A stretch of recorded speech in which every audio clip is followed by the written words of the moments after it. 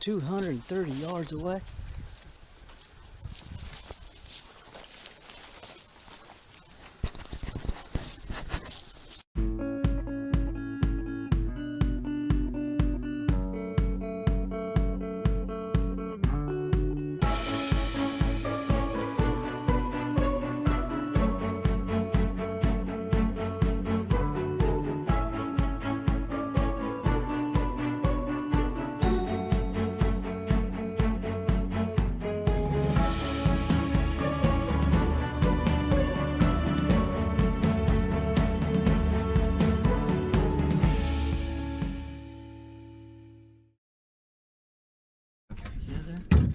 Yep. All right, Chris, we had a great hunt this morning. We quail hunting, wild birds. You talked to me a little bit about plantation hunting, and I don't know much about quail hunting, so fill me in. What is plantation hunting? Well, typically, from what I've experienced, quail hunting on a plantation either involves you paying some guides who have their own dogs.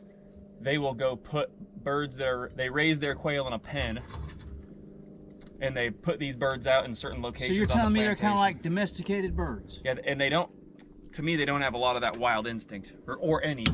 Or any wild instinct. They'll hold really for a long time. So if I understand you correctly, they're releasing birds for you to hunt those birds. That's right. And that's an acceptable thing on a plantation where there's a limited amount of birds, and they want to have a pay to hunt here kind of atmosphere.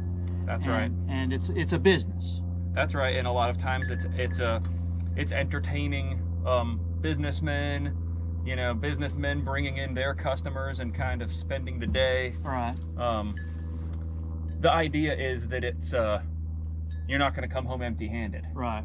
And they offer meals and lodging and all this kind of And it can be a real great experience, but there's the other type of hunting that happens a lot in the South where you purchase the pen-raised birds at a leased property or a plantation of some kind, and you put your own birds out, and then you go hunt those birds back with your dog. I see. And that's even to me a level.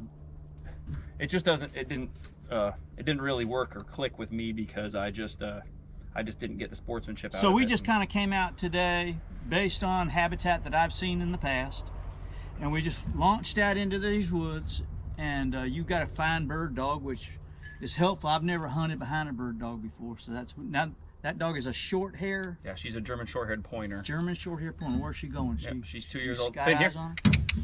Come here. And come get up. We had a pretty good hunt. We get up. Come on, get up. Get up. We need the camera. This is Finn. That's Finn.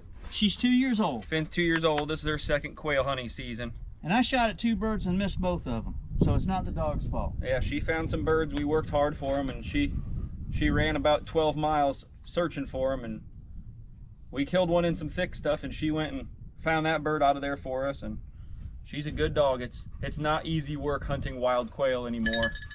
You've got to have a dog that's willing to work all day long just for a few bird contacts. Right. If they're lucky. Wow. So you could go quail hunting without a bird dog. You just have to walk and flush them out. Yeah. It's hard to do though, isn't it? And the real hard part is, as you pointed out when we were out there, sometimes you can just about step on them. Yeah. And they will not move. That's their natural instinct is to hold tight, which I think is sort of what bred the whole bird dogs pointing quail, the entire culture around it, in the South, was that those birds hold tight. So if you can get a good dog with a good nose, everybody has a chance to get up on those birds and take a nice shot.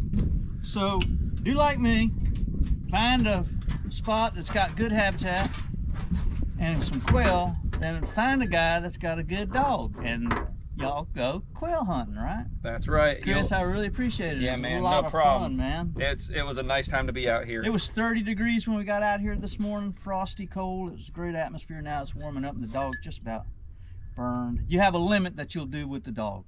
Yeah, and especially I try to keep her in between. I try to keep her under about 13 miles. When I start seeing her hit that point, generally she's been on the ground about 3 hours at that point, and she won't quit. You got to make her quit. Right. But if you don't, she won't be able to get up and walk in the morning. Even at 2 years old, it'll tear her right up. Now quail season is The whole month of March. No, the whole month of February. Actually, yeah. Well, whole month of February. Technically in the south you can do it all the way from, I don't remember when in October it starts, but right towards the tail end of October all the way through until early March. But on wild lands, that's a little more tricky. You got to check your management areas and the brochures and that and this. Early in the season, you're going to run into a lot of, at least in our area, you're going to run into a lot of ticks. You're going to, the dog's going to get overheated real fast. So you might only get 5 miles out of her early in the season. Right. This time of the year, you can, and it's good for everyone. This cool weather atmosphere. I tell you, the most exciting part of it was watching those birds flush when she was on point. Yep. And those birds flushed up. And that first covey was 8 or 10 birds. Yeah, you can feel it in your chest when they get up and go. Wow. It's like a bass drum. All right, well, I appreciate it. We're going to head on out of here. Awesome. Thanks for taking me, Peter. You bet. Bye.